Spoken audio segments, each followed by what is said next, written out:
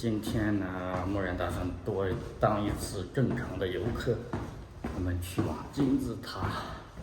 昨天去了这个民族博物馆，感觉挺震撼的。今天去金字塔看一看。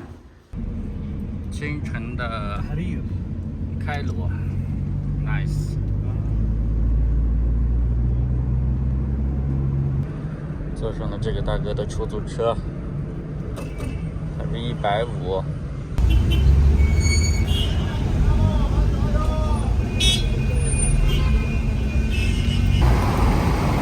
开罗的这个空气污染很严重，灰蒙蒙的，主要是粉尘。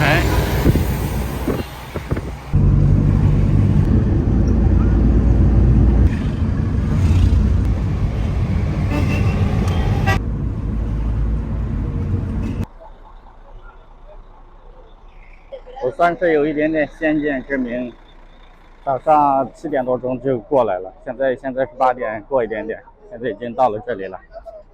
要来得晚的话，这个地方真的是全是人，排队买票都很困难。这是金字塔的门票，就是直接进去的这一片走动是240，如果你要进金字塔里面的话是440。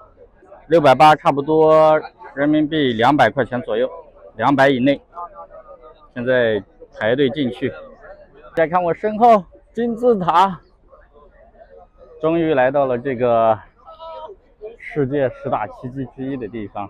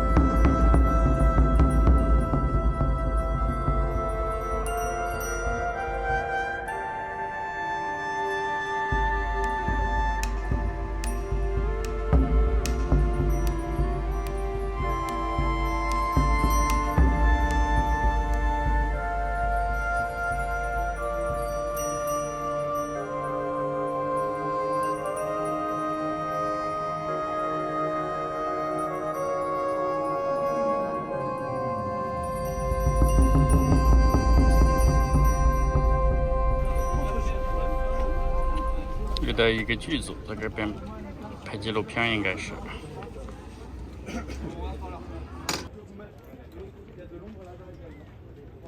人家的专业团队。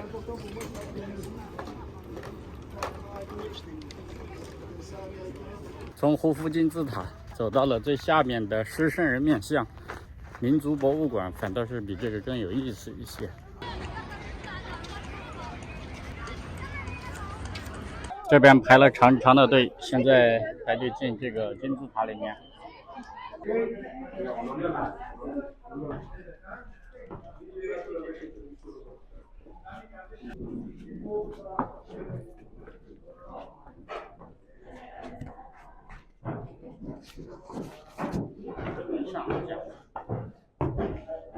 上下一条路，就钻过去。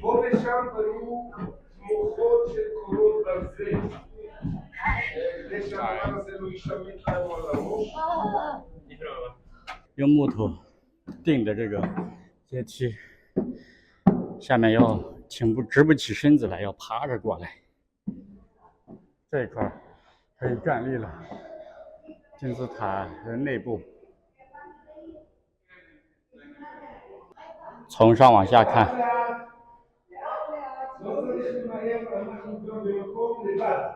这个工程真的是了不起啊！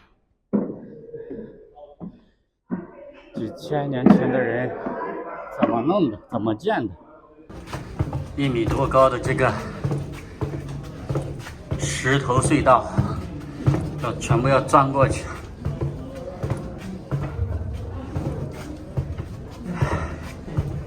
不知道这个顶部到底是有什么东西，吸引了世界各地的人，一定要爬上金字塔的顶端去看一看。希望结果不要让大家失望。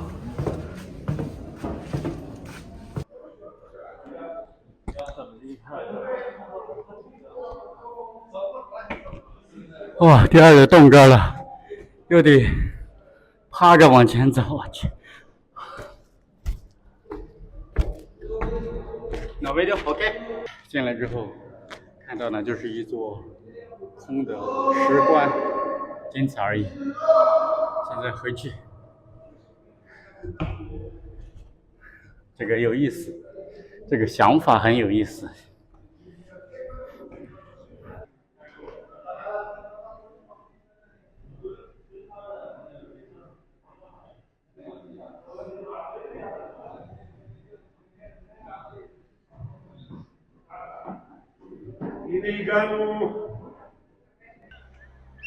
我现在从这个金字塔出来了，从内部走到了最后，爬到了最高处，刚从里面出来。我觉得进到里面比再走在外面看这个金字塔给我的感受更富有冲击力。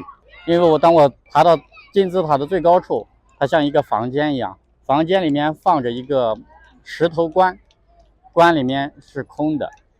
哇，我瞬间觉得，哇，原来这个金字塔设计者，或者说这个现在的这个旅游公司部门，他们的领导高层竟然是个悟道者。这个是让我觉得非常有意思的事情。因为这个就像禅宗一样，生命的本质是什么？生命的终结是什么？就是空的，就是空。然后让我走进了金字塔，让我感受到了这种感觉，感受到了这种空。大家都吃力的买着门票，可能是不远万里就来到埃及来，为了看一眼这个金字塔。更好奇的就是大家都想爬进这个金字塔里面，甚至都想爬到金字塔的最高端去看一看，去感受一下到底是什么。甚至就像事业一样，你想爬到这个你成功的顶端去看一下到底是什么，结果呢，最后的结果就是空，什么都没有。所以呢，我说这个到埃及来看金字塔，这个经验，这个感觉呢，给我的冲击，给我的震撼，真的是最强烈的。就这一点呢，这真的是不亚于昨天在那个博物馆里面所看到的一切。欢迎大家持续关注行者木然的旅行纪录片频道。那我们下期视频再见了。